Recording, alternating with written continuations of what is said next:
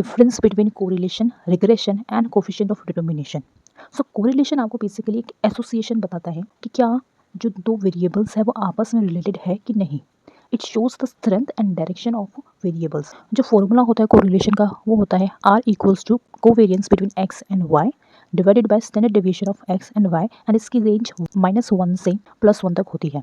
+1 is perfect positive relation, यानी कि अगर x बढ़ा तो y भी बढ़ रहा है। 0 means no relationship and -1 means कि परफेक्ट नेगेटिव रिलेशनशिप है, यानी कि अगर x बढ़ेगा तो y डिक्रीज होगा। सो ये बेसिकली एसोसिएशन बताता है, स्ट्रेंथ और डायरेक्शन बताता है दो वेरिएबल्स की वो आपस में कितना क्लोजली रिलेटेड है। फिर आता है रिग्रेशन। रिग्रेशन बेसिकली इसी वेरिएबल्स के बीच में क्या रिलेशनशिप है उसको अंडरस्टैंड करने में हेल्प करता है, उनकी वैल्यूज को प्रिडिक्ट करने में हेल्प करता है। So it basically tells how much one variable, for example y, changes when another variable changes. It's about prediction and causation, यानी कि कॉज एंड इफेक्ट रिलेशनशिप बताता है।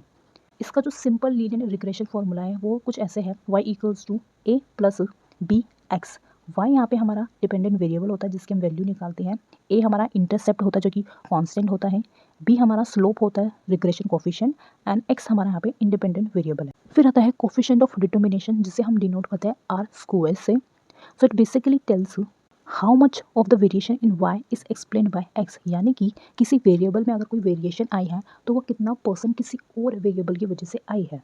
जैसे कि अगर y में कोई चेंज आ रहा है तो उसमें जो चेंज आया है वो कितना परसेंट x की वजह से आया है। इसका जो फॉर्मूला होता है वो होता है R square equals to explained variation divided by total variation, and इसकी वैल्यू 0 से +1 के बीच में रहती है। So in short correlation basically direction और स्ट्रेंथ दिखाता है वेरिएबल्स के बीच में। Regression cause and effect relationship दिखाता है कि x में अगर चेंज आएगा तो y में कितना चेंज आएगा, प्रिडिक्ट करता है values. And coefficient of determination ये बताता है कि अगर किसी वेरिएबल में चेंज आया है तो वो कितना परसेंट दूसरे वेरिएबल की वजह से आया है।